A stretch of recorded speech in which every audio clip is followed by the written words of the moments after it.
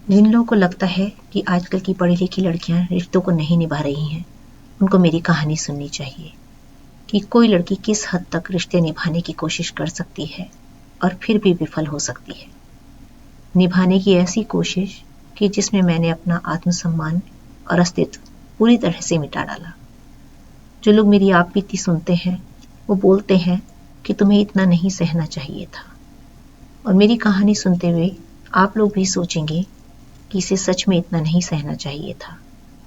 लेकिन जब पूरी निष्ठा और ईमानदारी से दाम्पत्य जीवन निभाने की लगन हो तो आप अपने व्यक्तिगत स्वाभिमान का त्याग कर देते हैं और अपने विलग अस्तित्व को फेरों की अग्नि में जला चुके होते हैं। लेकिन अगर पति ने ना निभाने की कसम खाई है तो अंतिम परिणाम विफलता ही होगा, एक विफल वैवाहिक जीवन।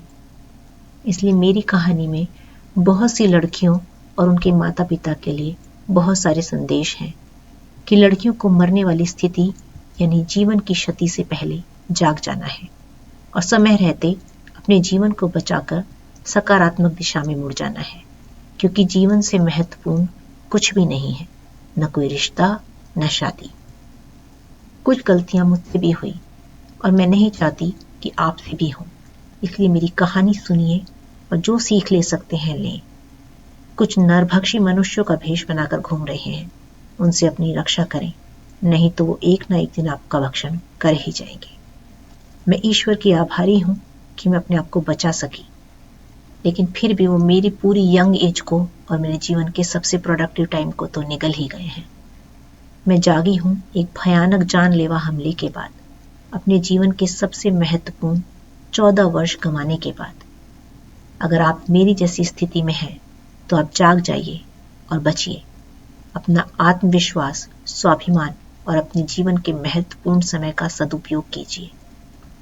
कुंठित जीवन किसी के भी काम का नहीं है, न आपके, न आपके बच्चों के और न समाज के।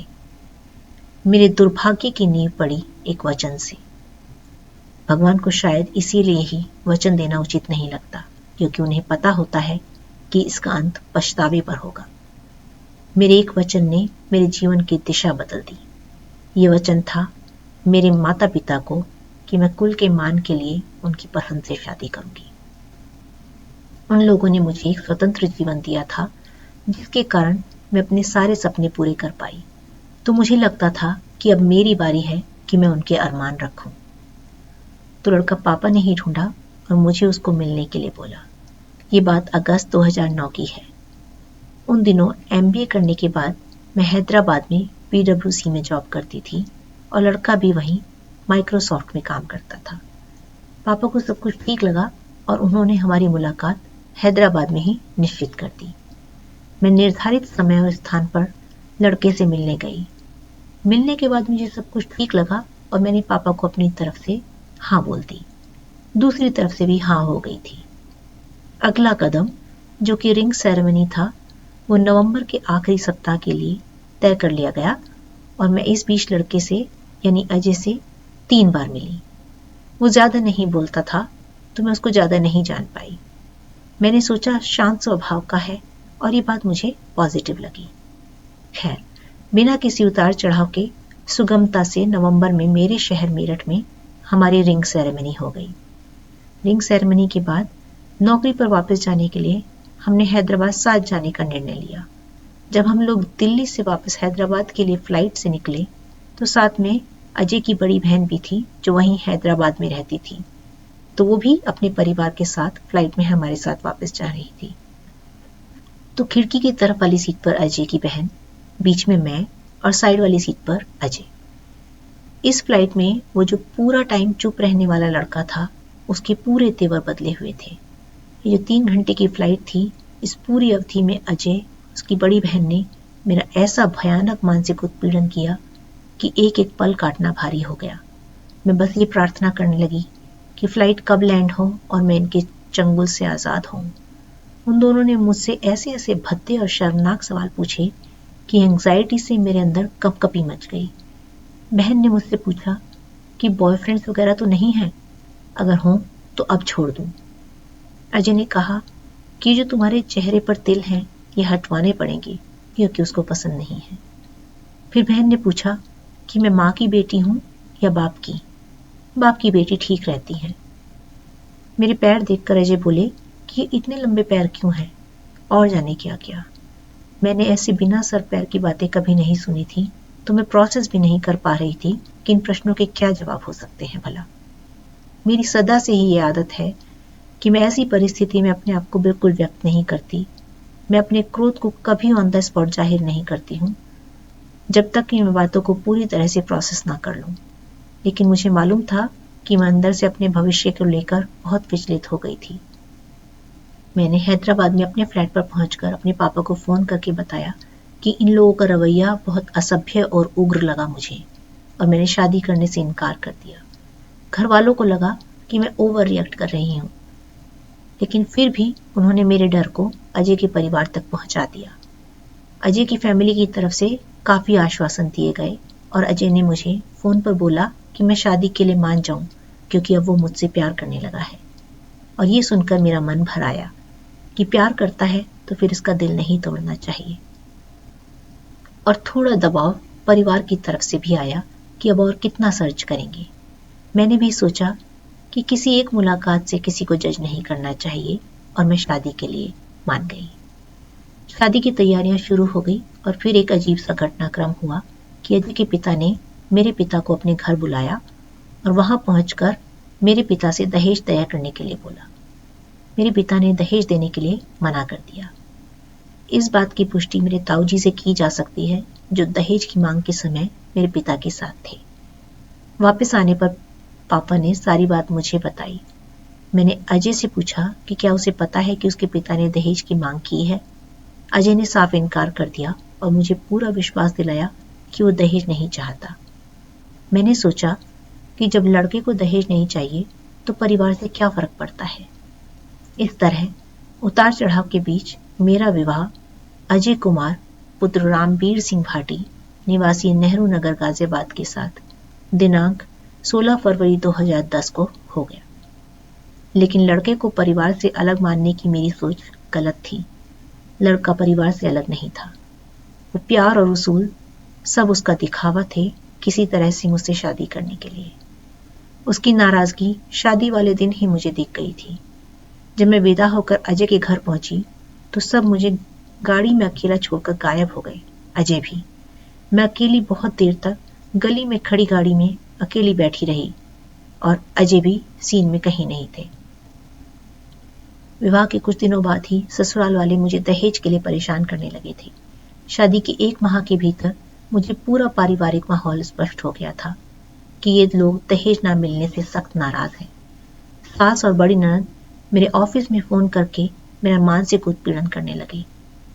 अजय रोज ऑफिस का काम बताकर रात के 2 बजे घर आते थे, और उनका देर से आने का ये सिलसिला शादी के तुरंत बाद से कई महीनों तक चला।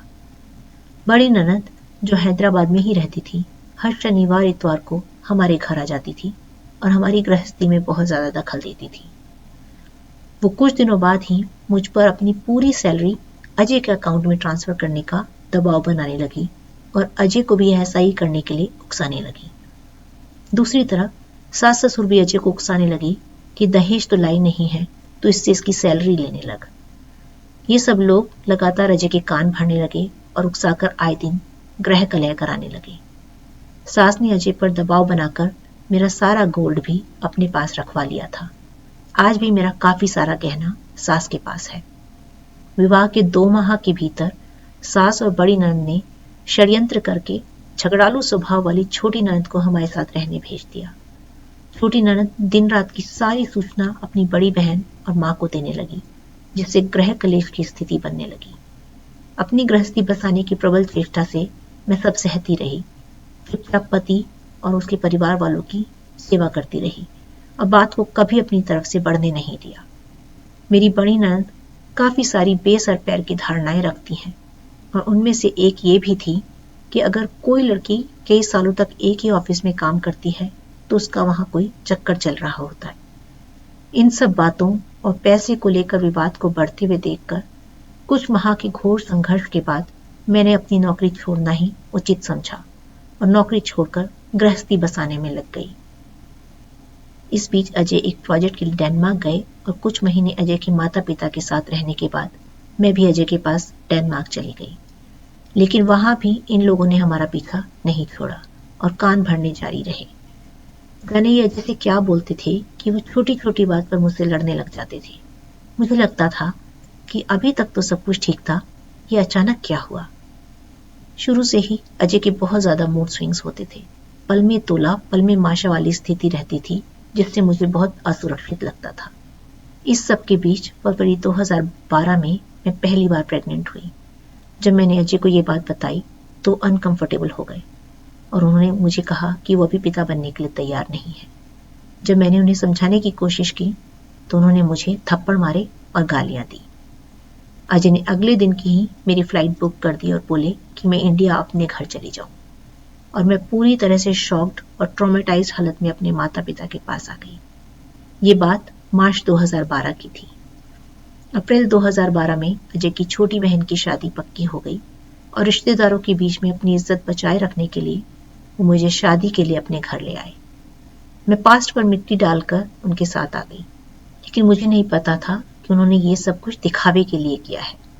शादी के दौरान अजय ने मुझे प्रेग्नेंट होते हुए भी पूरी तरह से इग्नोर किया और सुबह से शाम तक शादी की शॉपिंग में अपनी बहनों और भाभी को लेकर रोज सुबह निकल जाते थे और काफी रात को ये लोग वापस लौटते थे। मैं बस पूरा दिन अकेले अपने आप से बातें करती और ये देखकर राहत होती कि ऐसी हालत में सब मुझसे क्यों किनारा कर रहे हैं। जेठानी और नंद ने मेरे खिलाफ टीम बना रखी थी और दोनों मुझे बुली करने का कोई मौका नहीं छोड़ती थी। अजय भी उनका ही साथ देता था। उधर सास सबको बोलती थी कि देखना बेटी ही होगी। छोटी ननद की शादी होते ही सास अजय पर दबाव बनाने लगी कि वो मुझे मेरे घर छोड़ाए। वो अजय को ऐसे उदाहरण देती थी कि फला फला लोगों ने भी ऐसा ही किया है, यही समय है मुझसे पीछा छुड़ाने का। कि दूसरी शादी करके बहुत से लोग अच्छी बहू और खूब सारा दहेज ले आए हैं। बहन की शादी के कुछ दिन बाद ही इन सब झूठी बातों और प्रलोभनों में आकर अजय मुझे मेरे घर छोड़ाए और फिर पूरी प्रेगनेंसी के दौरान पीछे मुड़कर मेरा हालचाल नहीं लिया। इस दौरान मेरी सारी देखभाल और इलाज मेरे पिता ने वहन किया। डिलीवरी पर भी अजय और उसके परिवार से कोई भी मुझे या नवजात बच्ची को देखने के लिए नहीं आया। मेरी गैर हाजिरी में सास और नंदों ने कान भर भर कर अजय को पूरी तरह से ब्रेन वॉश कर दिया था। अजय ने डिलीवरी के बाद मुझे एक बार भी फोन तक नहीं किया और मेरा और अपनी बच्ची का हाल चाल तक नहीं पूछा। इस तरह डिलीवरी के बाद पूरा 1.5 माह बीत गया। सामाजिक दबाव बहुत बढ़ने पर अजय मुझे अपने घर ले गए और अपनी माँ को सौंप दिया। ससुराल में अजय की माँ ने सारी मानवीय सीमाएं लांघकर मेरा जच्चा की हालत में घोर मानसिक और शारीरिक उत्पीड़न किया। वो मुझे नहाने का समय भी नहीं देती थी। वो मुझे कभी समय से खाना नहीं देती थी। पूरा पूरा दिन अपने सामने रहने को बोलती थी और बैठने भी नहीं देती थी। बैठते ही ताना मारकर खड़े रहकर काम करने को बोलती थी। सास दहेज का गुस्सा अभी तक लिए हुए थी और मुझे बोलती थी कि जो माँ बाप बेटी को दहेज नहीं देते उनका ससुराल में कोई सम्मान नहीं होता। इतने सारे विरोधी लोगों के बीच दबाव में रहते हुए मैं धीरे धीरे अपना पूरा आत्मविश्वास, वजूद और आवाज खो चुकी थी। सास और पति मुझे फोन पर किसी से बात नहीं करने देते थे। फोन हाथ में देखते ही दोनों भड़क जाते थे। घर से बाहर जाना मना था, किसी से मिलना जुलना या किसी के पास बैठना भी मना था। एक तरह से मेरी पूरी तरह से कैदी वाली स्थिति थी। बच्चे के जन्म से शरीर पहले से ही कमजोर था और नौकरों की तरह काम करते करते धीरे धीरे मेरी शारीरिक स्थिति बेहद कमजोर हो गई और मेरे घुटनों ने जवाब दे दिया। जब मैंने अजय को ये बात बताई तो सास ने अजय को बोला कि वो ध्यान नहीं दे क्योंकि मैं झूठ बोलकर नौटंकी कर रही हूँ। बहुत ज्यादा हालत खराब होने पर घर के काम काज में व्यवधान होने लगा। तब इन लोगों ने मुझे डॉक्टर को दिखाया। मेरा मानसिक और शारीरिक शोषण करने के लिए माँ को पूरी तरह से अजय का समर्थन प्राप्त था और वो स्वयं भी करता था। इस बीच मैं दोबारा प्रेग्नेंट हो गई और सास फिर से बात बात पर सबको बोलने लगी कि देखना फिर से बेटी ही होगी। रोज रोज सास और पति के अत्याचार बढ़ते गए। एक दिन अजय और उसकी माँ ने छोटी सी किसी बात पर बर्बरतापूर्वक बालों से घसीट कर मुझे गर्भवती पता होते हुए भी मारा। अपनी जान पर बनती देखकर मैंने शोर मचा दिया। शोर सुनकर मोहल्ले वालों के आने पर माँ बेटे ने मुझे छोड़ा। मैं पुलिस में रिपोर्ट कराना चाहती थी, लेकिन सबके समझाने पर मैंने फिर अपने हालात से समझौता कर लिया। इस घटना की पुष्टि अजय के मोहल्ले वालों से की जा सकती है। इस घटना के दिन बड़ी ननद ने फोन करके मुझे बोला कि मैं अभी तक उसके घर पे क्यों हूं, अपने पिता या भाई को बुलाकर अपने घर क्यों नहीं गई। मैंने कहा कि ये मेरा भी घर है, तो बहुत नाराज हुई और बहुत कहासुनी करी। घर में शुरू से ही बड़ी ननद की ही चलती थी। वो हमेशा फोन करके घर के छोटे बड़े सभी मसलों की जानकारी रखती थी और पूरा दखल रखती थी। मैंने हिम्मत नहीं हारी और अपनी जी जान से गृहस्थी बसाने की अपनी कोशिशों में लगी रही, लेकिन सास और बड़ी ननद मेरी सभी कोशिशों को असफल करते रहे। इन लोगों ने मुझ पर तरह तरह के लांछन लगाए, लेकिन मैंने कभी इन लोगों के बारे में किसी से कुछ नहीं कहा। जब भी कोई मेरा अपमान करता था तो अजय बजाय उसे चुप करने के उसी व्यक्ति की तरफदारी करते थे जिससे मेरे विश्वास को बहुत आघात लगता था। सारी बातों को दरकिनार करके मैं अपने बच्चों की खातिर अपनी गृहस्थी संभालने की कोशिशों में लगी रही। कालांतर में एक और बेटी का जन्म हुआ और मानो ससुराल वालों पर दुखों का पहाड़ टूट पड़ा। अजय बेटी के जन्म की खबर सुनते ही हॉस्पिटल से चले गए और कई दिनों तक नहीं आए। हॉस्पिटल से छुट्टी के बाद ससुराल पहुंचने पर बड़ी ननद, सास और पति मुझे उत्पीड़ित करने लगे। चापे में कोई भी मेरे पास नहीं आता था और मुझे सही समय पर खाना नहीं दिया जाता था। बड़ी ननद ने काम वाली को आदेश दिया हुआ था कि मेरा कोई काम नहीं करना है और सिर्फ मेरी सास की बात माननी है। आमना सामना होने पर बड़ी ननद और सास ताने भी मारती थी। दोनों मिलकर मुझ पर मेरे घर जाने का दबाव बनाने लगी, लेकिन मैंने कोई प्रतिक्रिया नहीं दी और चुपचाप अपना समय काटती रही। मन की नहीं होने पर वो दोनों दिन प्रतिदिन षड्यंत्र करती और अजय को और भड़काती। एक बार मैंने सास को अजय से बोलते हुए सुना कि किसी ने दूसरी बेटी पैदा होने पर अपनी पत्नी को छोड़ दिया है, वो भी ऐसा ही करे और अपनी जान छुड़ा ले। डिलीवरी के 3 माह के बाद अजय मुझे सास के पास छोड़कर अमेरिका चले गए और फिर एक बार मुझसे सारा संपर्क तोड़ लिया। वो अपनी माँ को रोज फोन करते थे, लेकिन मुझसे कभी बात नहीं करते थे। अजय की माँ ने 1 साल तक मुझसे नौकरों की तरह काम लिया और 1 साल के बाद अजय पर दबाव बनाया कि वो मुझे अमेरिका बुला ले। अजय ने माँ की आज्ञा का पालन करते हुए मेरे और दोनों बच्चों के टिकट भेज दिए और मैं 2 छोटे बच्चों के साथ अकेले अमेरिका रवाना हो गई। अमेरिका पहुंचने पर अजय हमें एयरपोर्ट पे लेने नहीं आए। मैं तो बस खुश थी कि सास के अत्याचारों से तो मुक्ति मिली और मैं अपने बच्चों की परवरिश में लग गई। अमेरिका में भी अजय का गैर जिम्मेदाराना रवैया नहीं बदला और गृहस्थी में मेरा कोई सहयोग नहीं करते थे। मैं हर जगह बच्चों को लेकर खुद जाती थी और बिना किसी घरेलू मदद के पूरी गृहस्थी का भार स्वयं उठाती थी, लेकिन फिर भी धैर्य और आत्मसंतुष्टि के साथ पूरी निष्ठा से अपनी गृहस्थी बसाने में लगी रही। यहाँ तक कि जब कोविड के समय कोई भी छोटी ननद की डिलीवरी पर यूएस नहीं आया तो मैं करुणावश उसका जापा करने भी गई, लेकिन शुक्रगुजार होने के बदले वो सदा मेरा अपमान करती थी और अजय को मेरे खिलाफ भड़काती थी और छोटी छोटी बातों को पकड़कर हमारा विवाद करा देती थी। अजय नियमित रूप से प्रतिदिन वीडियो और ऑडियो कॉल से अपनी माँ और बहनों से संपर्क में रहते थे। समय बीतने पर अजय ने अमेरिका में एक घर ले लिया और मुझे लगा कि अब सब कुछ ठीक हो गया है और गृहस्थी बस गई है। घर बसने के बाद उसी साल मैंने अपनी खुद की आईटी कंपनी शुरू की।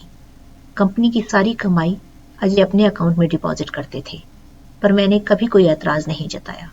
अजय ने घर के खर्च के लिए मुझे एक क्रेडिट कार्ड दिया हुआ था और कभी कोई कैश अपने पास रखने के लिए नहीं दिया। मुझे कभी मांगने की जरूरत भी नहीं लगी क्योंकि मेरे पास क्रेडिट कार्ड था। काफी मेहनत मशक्कत के बाद स्थिरता से गृहस्थी चल रही थी, मैं उसी में खुश थी। इस तरह समय बीतता रहा और फिर 2022 में अजय के माता पिता और दोनों बहनें अमेरिका में इकट्ठे हुए और फिर से अजय को उकसाने लगे। सास में कोई बदलाव नहीं था और अजय को अपने पक्ष में करके वो फिर से मेरे अस्तित्व पर हावी होने लगी और बात बात पर फिर से कलह कराने लगी। मौका मिलते ही मुझे ताने देने लगती कि मैंने तो कभी सपने में भी नहीं सोचा होगा कि अमेरिका आऊंगी और ऐसे ठाट बाट से रहूंगी। कभी ये कि मेरे खानदान में भी कभी कोई अमेरिका आया है और कभी ये कि अभी तक उसके बेटे को एक बेटा भी नहीं दे पाई। बस उन्हें मुझे कोसने और मुझ पर अपनी सारी फ्रस्ट्रेशन निकालने के लिए बहाने चाहिए थे। धीरे धीरे हम दोनों पति पत्नी के बीच में फिर से तनाव शुरू हो गया और इन लोगों के आने के 2 सप्ताह के भीतर अजय ने मुझसे बातचीत बिल्कुल बंद कर दी। मैंने फिर भी सब कुछ नजरअंदाज किया और यथाशक्ति से घर आए मेहमानों की सेवा की। अजय ने फिर एक बार मेरे साथ विश्वासघात किया और माता पिता और बहनों के उकसाने पर 3 जुलाई 2022 को मेरे साथ पहले से बढ़कर मारपीट की और अपना आपा पूरी तरह से खोकर मुझ पर जानलेवा हमला किया। उसने दोनों हाथों से मेरा गला पूरी जोर से दबा दिया। किसी तरह मैं उसके चंगुल से छूटकर बाहर की तरफ भागी और अपनी जान बचाने के लिए बचाओ बचाओ बोलती हुई पड़ोसी के घर की घंटी बजा दी। लेकिन मेरे एकदम पीछे से आए अजय ने मुझे दबोच लिया और बालों से सड़क पर घसीटते हुए वापस अपने घर की तरफ मेरे सर, मुंह और शरीर पर लात घूंसे मारते हुए ले जाने लगा। उसे लगा अंधेरा है, कोई नहीं देख रहा होगा, लेकिन मेरी चीख पुकार सुनकर पड़ोसी ने पुलिस को फोन कर दिया था और मुझे और सब कुछ अपनी आंखों से देख रहे मेरे सहमे हुए बच्चों को अपने घर में शरण दी। पुलिस ने अजय को कस्टडी में ले लिया और मेरा मेडिकल परीक्षण और फोटोज कराए गए। अजय पर 4 गंभीर धाराएं लगाकर क्रिमिनल केस चलाया गया। बाद में मेरी बड़ी बेटी ने मुझे बताया कि मेरी गैर हाजिरी में एक बार अजय ने उसे भी मोटे डंडे से पीटा हुआ था और उसे डरा दिया था कि अगर अपनी मां को कुछ भी बताया तो और पीटेगा। लोकल कोर्ट में आपराधिक मुकदमा चला और सभी सबूतों के आधार पर अजय को दोषी पाया गया और 6 मास के कारावास और आर्थिक जुर्माने की सजा सुनाई गई। मैंने अपनी मिसप्लेस्ड काइंडनेस के कारण कोर्ट से रिपीटेड अपील करके संगीन धाराएं हटवाई और लगातार प्रयासों से कारावास की सजा को कम कराकर आउट ऑफ जेल प्रोबेशन में कन्वर्ट करा दिया। अजय धीरे धीरे अपनी सारी संपत्ति भारत ट्रांसफर करता रहा और एक दिन मौका पाकर कानून की आंखों में धूल झोंककर भारत भाग गया। वर्तमान में अमेरिका में लोकल अदालत ने नियमों को तोड़ने और तारीख पर हाजिर ना होने पर उसके खिलाफ गिरफ्तारी के वारंट निकाल दिए हैं। उधर अजय ने गाजियाबाद की अदालत में तलाक का केस डाल दिया है और नए सिरे से अपनी जिंदगी शुरू करने के लिए पूरी जी जान से एक्स पार्टी डिवोर्स कराने में लगा हुआ है। मैंने अमेरिका में फैमिली कोर्ट में अपने व बच्चों के खर्च का केस डाला था। अदालत ने मासिक मुआवजा भी तय कर दिया था, लेकिन सारी कार्रवाई से वाकिफ रहते हुए भी अजय कोर्ट की कार्रवाई से गैर हाजिर रहा और अदालत के किसी भी निर्णय का पालन नहीं किया। वो बच्चों के पालन पोषण की जिम्मेदारियों और खर्च से पूरी तरह से पल्ला झाड़ चुका है और वो मुझे अप्रत्यक्ष रूप से उत्पीड़ित कर रहा है, क्योंकि जिस घर में मैं अपनी बेटियों के साथ रहती हूँ वो अजय के नाम पे है और उसने मार्च 2024 में इसकी किश्तें और बिजली पानी आदि के बिलों का भुगतान करना बंद कर दिया। मैं घर की EMIs के भुगतान के लिए तैयार थी और अजय से मैंने घर मुझे देने का अनुरोध किया, लेकिन उसने साफ इनकार कर दिया। मैंने बैंक से अनुरोध किया कि मुझे संशोधित ऋण का भुगतान करने की अनुमति दी जाए और वह ऐसा करने के लिए तैयार भी हो गए थे, लेकिन अजय ने अनुरोध पत्र को ये कहकर निरस्त करवा दिया कि वह प्राथमिक खाता धारक है और मैं घर के टाइटल पर नहीं हूं, तो मुझे ऐसे संशोधन का कोई अधिकार नहीं है। बैंक भी इस दलील और अपनी शर्तों और नियमों के सामने मजबूर है और चाहते हुए भी मेरी कोई सहायता नहीं कर सकता। मैंने अजय के साथ बातचीत करने की कोशिश की, लेकिन उसने सभी प्रस्तावों को अस्वीकार कर दिया और कहा कि वह मुझे कुछ नहीं देगा। मैंने उसके परिवार और दोस्तों को उसे समझाने के लिए भी निवेदन किया कि वो घर को मेरे नाम पर हस्तांतरित करवा दें, बाद में ये बच्चों के काम आएगा। मैंने तो उससे और कुछ मांगा भी नहीं है, लेकिन उसने बार बार ऐसी किसी भी व्यवस्था को अस्वीकार कर दिया है। वर्तमान स्थिति ये है कि बैंक ने घर को नीलामी की प्रक्रिया में डाल दिया है और बहुत ही जल्दी ये नीलाम हो जाएगा और ना अजय को और ना मुझे कुछ प्राप्त होगा। ये सब कुत्सित कर्म और क्रूरता नहीं है तो और क्या है? अजय और उसका परिवार किसी भी प्रकार से कानूनी और सामाजिक नियम और मर्यादाओं का सम्मान नहीं करते हैं और उनका ये रवैया उनके अतीत से पूरी तरह से जाहिर होता है। ऐसे में मेरे पास सिर्फ कानून का ही सहारा है। आप कृपया करके मुझे न्याय दीजिए, नहीं तो ऐसे लोग अपने अधिकारों को ढाल बनाकर इसी प्रकार के अपराध करते रहेंगे। जब तक ऐसे लोगों को दंड नहीं मिलेगा, ऐसे और लोगों का मनोबल ऊंचा होता रहेगा और ये लोग जाने कितनी और बहन बेटियों के सपने और उनके जीवन से खेलते रहेंगे। इन्हें दंड मिलने से ऐसे लोगों के हौसले ध्वस्त होंगे और इनमें कानून के प्रति भय बैठेगा। इस भयानक चलन को तोड़ना बहुत जरूरी है। कानून से मेरी बस एक ही प्रार्थना है कि मुझे और मेरी दोनों बेटियों पर किए गए घोर अत्याचारों के अपराध में अजय उसके माता पिता और बड़ी बहन पर FIR दर्ज करें और उचित कानूनी कार्रवाई करने की कृपा करें।